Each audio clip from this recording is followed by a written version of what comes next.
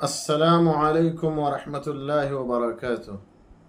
بسم اللہ، الحمد للہ والصلاة والسلام علی رسول اللہ وعلی آلہ وصحبہ ومن والہ۔ محترم ناظرین، حمد و صلات کے بعد جو باتیں میں آج آپ کے سامنے رکھنا چاہتا ہوں وہ فطرت کی سنتوں کے بارے میں، بلکہ فطرت کی 5 سنتوں اور 5 عادتوں کے بارے میں۔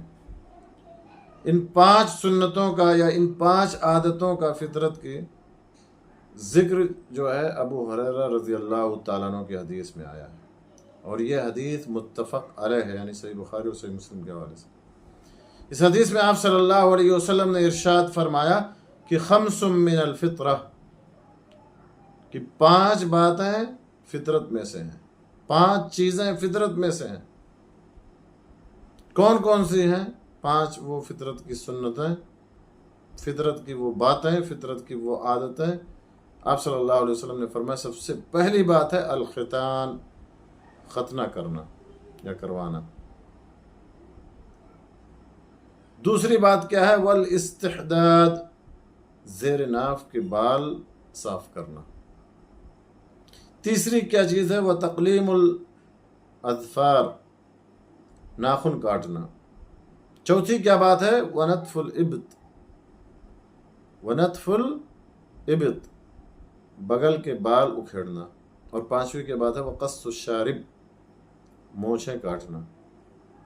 اور اس سلسلے میں جو وقت متعین کیا ہے نبی صلی اللہ علیہ وسلم نے، وہ انس ابن مالک رضی اللہ تعالیٰ عنہ کی حدیث میں اس کا ذکر آیا ہے کہ وقت لنا رسول اللہ صلی اللہ علیہ وسلم فی قص الشارب وتقلیم الاظفار ونتف الابط وحلق الآنة ان لا نترك اکثر من 40 لیلہ، اخرجہ مسلم۔ صحیح مسلم کی حدیث ہے کہ ہمارے لیے مونچھیں کاٹنے، ناخن تراشنے، زیر ناف کے بال صاف کرنے، بغل کے بال اکھیڑنے کا جو وقت مقرر کیا گیا ہے وہ یہ ہے کہ ہم میں سے کوئی 40 دن سے زیادہ اس کو نہ چھوڑے، یعنی 40 دن سے زیادہ ایسا نہ گزر جائے کہ وہ ناخن نہ کاٹے، یا مونچھیں اپنے نہ کتروائے، یا بغل کے بال نہ اکھیڑے، یا صاف نہ کرے، یا زیر ناک بال صاف نہ کرے۔